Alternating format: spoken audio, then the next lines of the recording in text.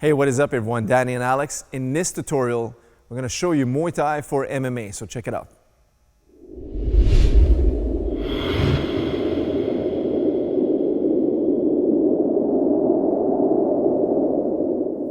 Alright, so before we begin, in this first tutorial, I'm going to talk about some basic punches, but we need to know how to properly stand first, alright? So the basic stance. So the Muay Thai slash kickboxing slash MMA stance is going to resemble the boxing stance very much, all right? There's going to be some details that are going to be different in the positioning of how we position our elbows and whatnot, but in essence, you want to make sure that you have a good balance, right? So everybody's stance is going to be quite different, but let's just use a reference point, for example. For the purpose of this video, the reference point of a clock. So let's say, for example, this is a big clock in front of you, and you're pointing at 12 o'clock.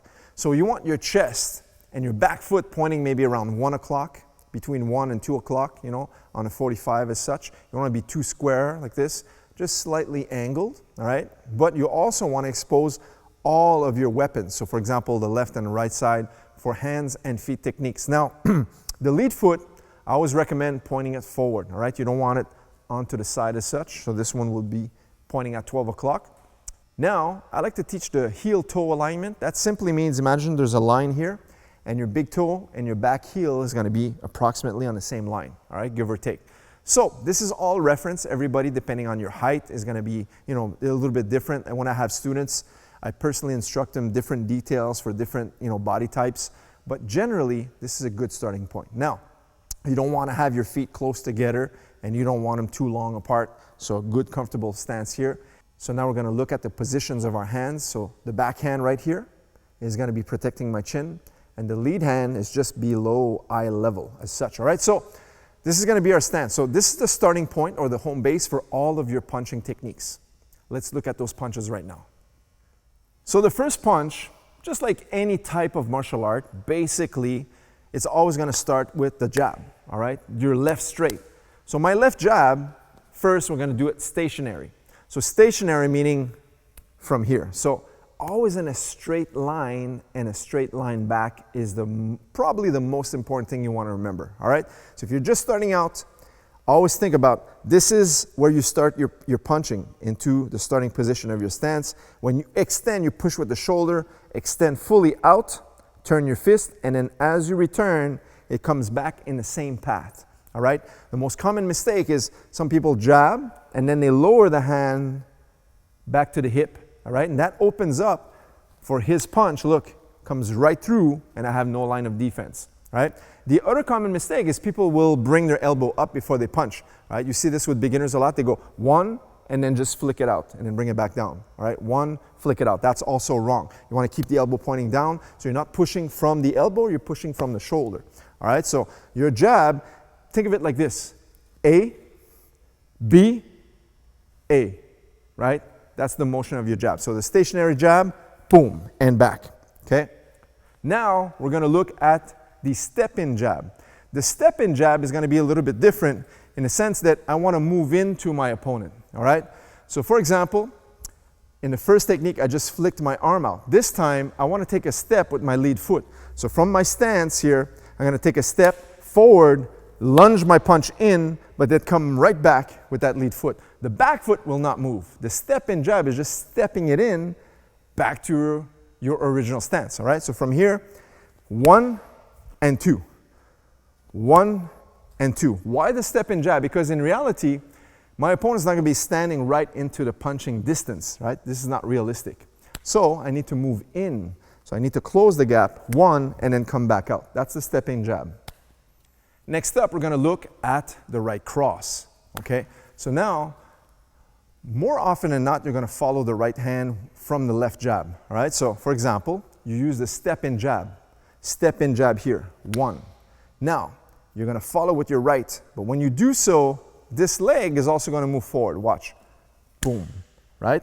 So if you move your lead foot, let's say 3 inches, your back foot is also going to move 3 inches. You got to cover that gap, right? You don't want to stay lunged forward as such. Let's say, for example, I throw my jab and I go 1, and then from here, watch, overly extended on the right cross like this. Now I'm really off balance. My head is leaning forward.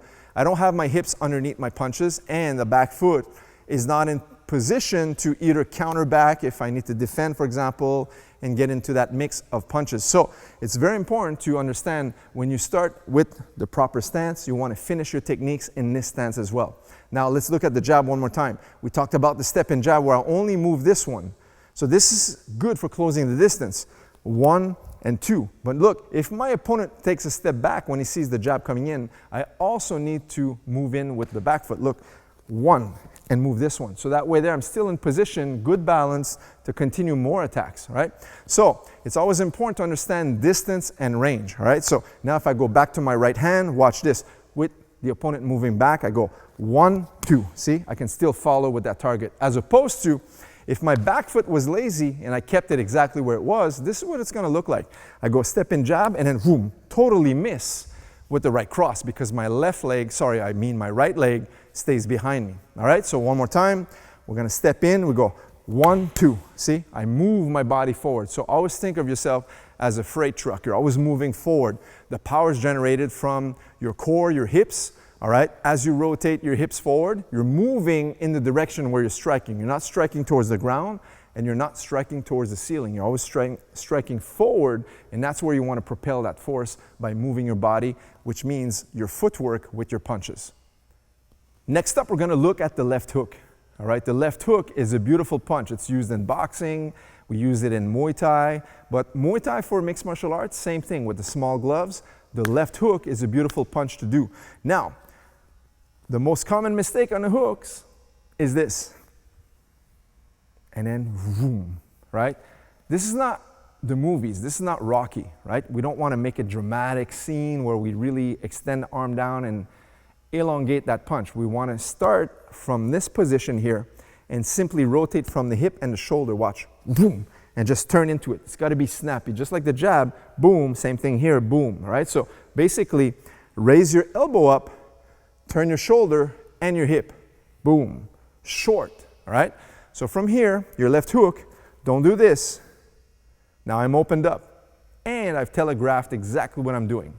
So try to start here and just here, boom, and come back, boom, and come back, all right? Sometimes the hook will follow the punch. So if you already threw in that right hand, look, boom, come back into position with your left hook. So the left hook, also a great punch to use with the small gloves or even bare knuckle fighting. All right, last but not least, one of my favorite punches, the uppercut. All right, so the uppercut, of course, we have the long range uppercuts. So from here or from here, but for MMA, the uppercut is gonna be used super effectively inside the tie-up position. So for example, if I'm tied up here, this is my tie-up position in this clinch. Look, my uppercut comes right underneath, short right uppercut, while I'm holding the opponent's head. Boom, right here. Now, if you're holding this position here, it's beautiful because now you can switch your position to inside and uppercut on this side. Let's switch angles. So if you have this type of tie-up position, your right uppercut comes here. But look, as you switch, boom, you're still controlling this arm, and look, boom, that short uppercut is super efficient. Now, there's not a lot of power in just doing this movement, but what happens is you're pulling the head down and boom, they're both meeting simultaneously into the power, all right? So as you're doing your uppercut, this one here in the clinch, you're also tugging on the head. And on the same token, on this side, you're also gonna be tugging on the head, all right? So that uppercut is super efficient when you're in close, right? Maybe his back's against the cage and you're fighting in the pocket. The uppercuts or the short uppercuts, super efficient technique. We use the uppercuts in Muay Thai, but this is the way you would use it sometimes in mixed martial arts. So super effective technique, the uppercut. Sometimes you can even switch where you have combinations of the uppercut following the initial punch we did was the left hook. Watch, boom, and then boom, right to here, right? This and this just flows so well together, right? So from the tie-up position, boom, boom, right?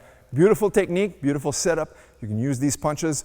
Basic Muay Thai punches we use, transferable equally well in mixed martial arts. So there you have it, guys. Muay Thai striking, super effective and adaptable for MMA. Guys, hope you enjoyed this content. Leave us a thumbs up and make sure to subscribe to this channel if you haven't so already. We will see you in the next video. Take care.